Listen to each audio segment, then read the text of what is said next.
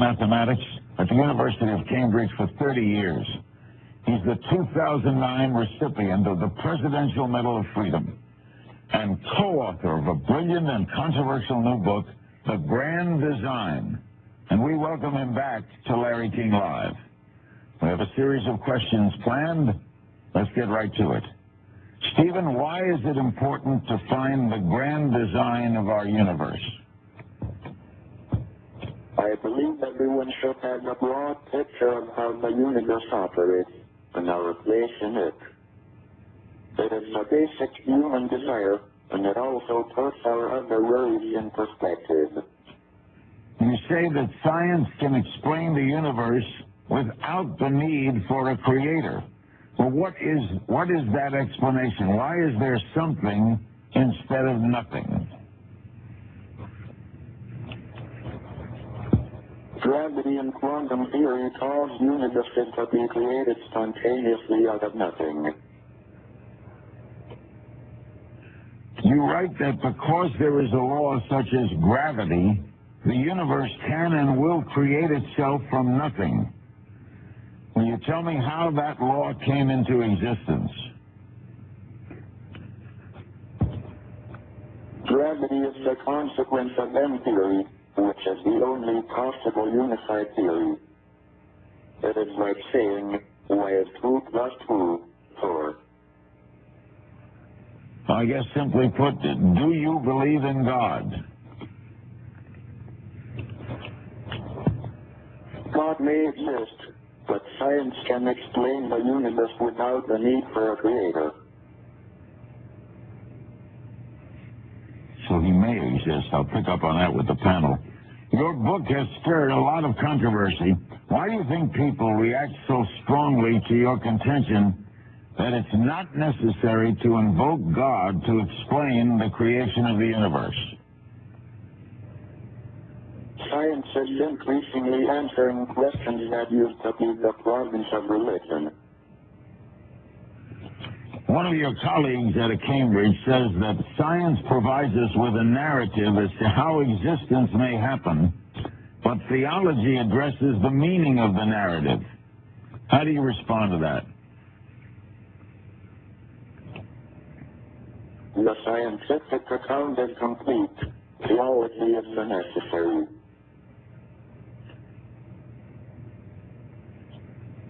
Pretty directly put. What gives your life, your existence, meaning? I have a full and satisfying life. My work and my family are very important to me. You recently said that you see great dangers for the human race. What are the sources of these dangers? Is it mankind itself or external factors? We are in danger of destroying ourselves by our greed and stupidity.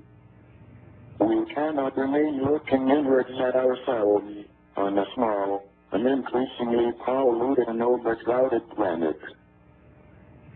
Well, then what are mankind's chances of surviving these dangers?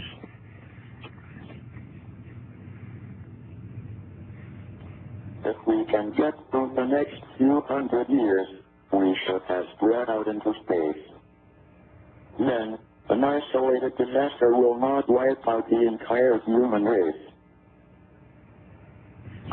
So we got to get through the next 200 years, though. We'll be right back with more of the directly responsive Stephen Hawking. We'll meet an outstanding panel following him. The book is widely discussed and being reviewed everywhere. The book is The Grand Design. Right back with Stephen Hawking after this. According to M theory, ours is not the only universe.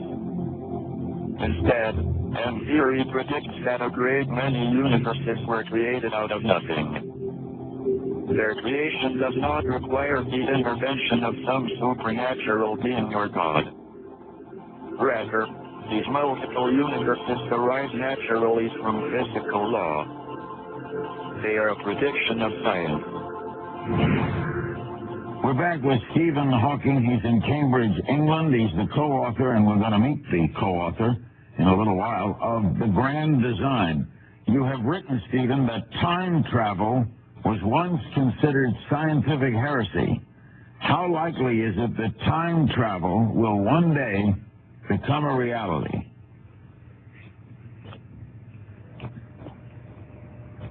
Time travel used to be thought of as science fiction, but Einstein's theory of general relativity allows the possibility that we could warp space-time so much that you could fly off in a rocket and return before you set out. I was one of the first to write about the conditions under which this would be possible. Unfortunately, it is likely that the warping would destroy the spaceship and maybe the space-time itself. If you could time travel, would you go forward or backward?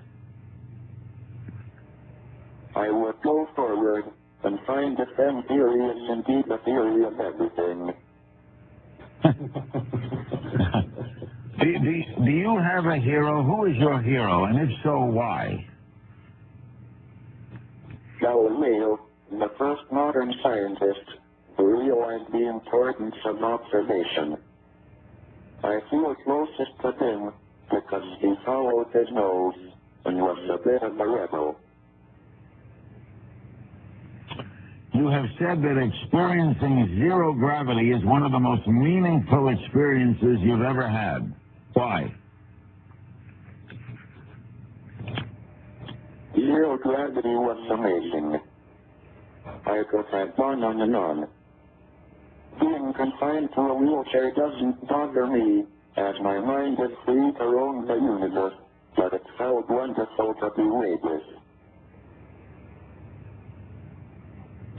What, Stephen, do you most hope people take away from your new book, The Grand Design? In your opinion, it's a great book with a lot of important points. What is the most important point in the book?